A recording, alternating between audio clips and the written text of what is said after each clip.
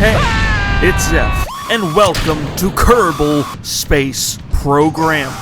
Now, as you might know, Kerbal Space Program will be releasing a sequel very soon, at the end of this month, I'm pretty sure. What I'm doing here today is introducing you to the Zeph Space Program. I know, it's an absolute horrible name, but listen, we have some big feats that we want to accomplish.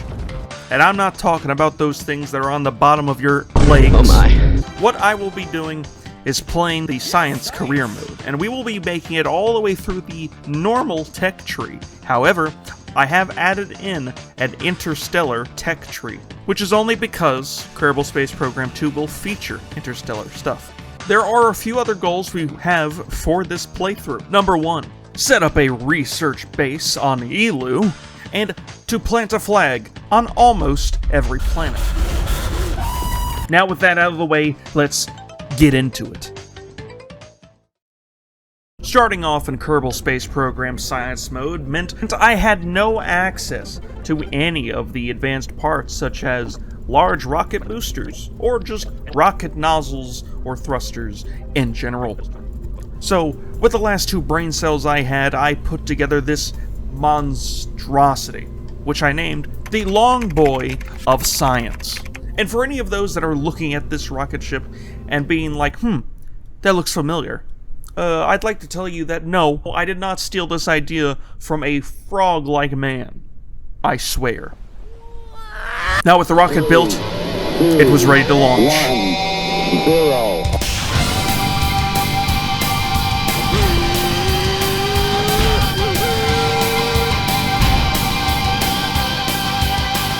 Once Jebediah was safely high above in the upper atmosphere, I did a bunch of science, which hopefully would allow me to unlock better things to put on my next rocket, or the Mark II of the Long Bois.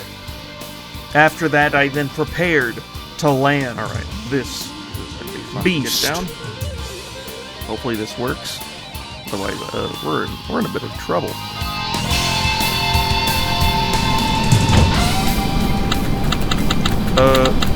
It appears it looks like Jebediah. I'm sorry to say this, but you're gonna... Now, to say that was a good launch is, horrible. My words exactly me. So instead of doing that, I just straight up I launched with nothing, and just did some quick science because, yeah, I did the boring thing. I hope you all came for this. With that quick bit of science obtained, I researched a few things which allowed me to create a rocket worthy of the name, the first Long Bois of Science. And then I launched it, and that actually went pretty well, as you will see.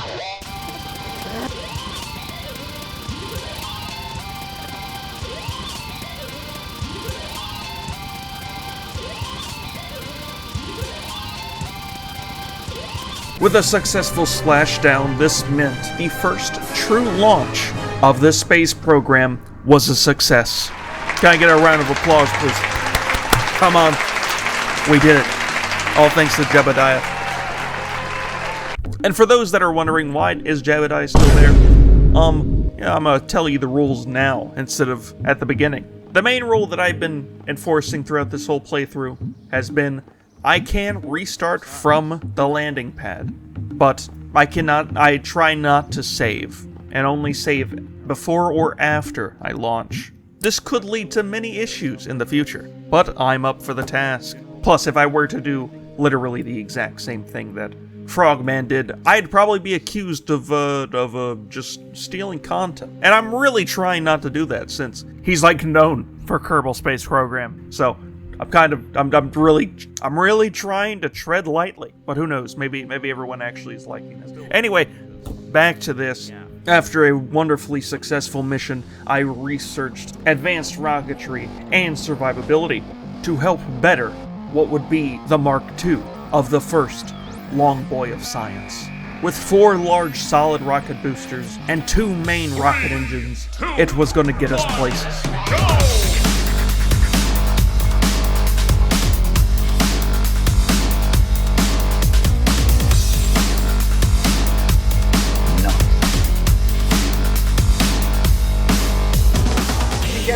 Let me get us a few rounds of we're done with this, you know what I'm saying?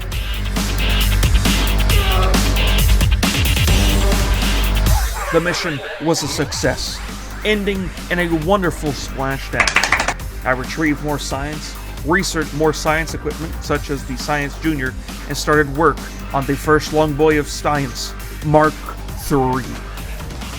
The Mark III came with an extended command module, with the Science Junior right on the bottom, with a large heat shield, and it, just like all the other ones, was ready to launch.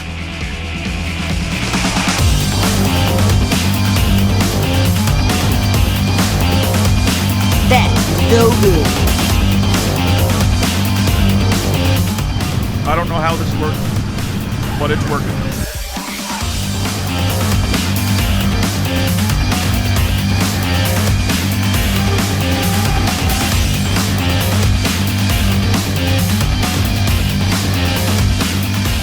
What seemed like an absolute catastrophic failure turned out to actually work in our favor. We did make it to space, but we did not fully make it to orbit. Something of a scientist myself. Now that we were in space, though, we could get tons of space-related science. And then began the process on re-entering the atmosphere.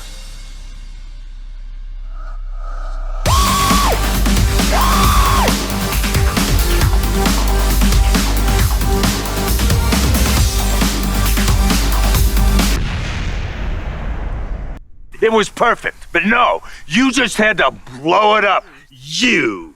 While building the Mark III, it didn't occur to me that maybe making the command module just a bit larger would have made landing just a bit harder, because the craft would have been heavier. However, with just a little bit of extra research, I was able to get new engines and parachutes. I then made and built the Mark IV, which was much better than the Mark III. Launched it, got some good science, Nice. landed, and celebrated. Now you might be asking yourself, what is SHATS? SHATS stands for Scientifically Science! Hastening Aerospace Throttlers of Science. Science! And it is what the next line of vehicles are going to be called. Before I made the first iteration of SHATS, I first finished the final version of the first Long Bois of Science, Mark V. Sent it up, got some science, and came home. But now, it was time to build the SHATS Mark I. So I'm gonna bring out the big gun.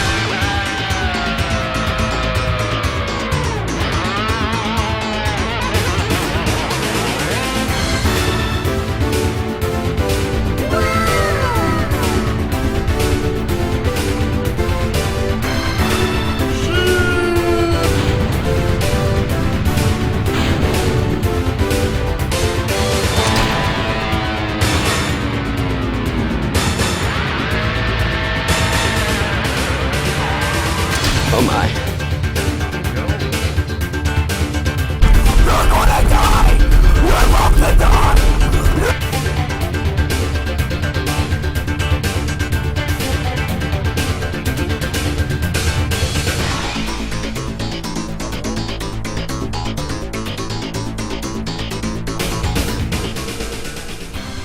We had done it. We had shat on the polar ice caps. To commemorate the moment, we planted a flag. We got some more science, and then we went home. Once I had recovered SHATS Mark I, I instantly got a whole bunch of research, including new forms of scientific equipment, such as the Goob ED monitor and the EVA scientific kit. This next time will help us unlock even more science. However, this is where I'm going to end it. Join us next time when I accidentally send 3 Kerbals hurtling through space for 13 years. Anyway, hope your day is going well, or night. Know that you matter. Stay safe.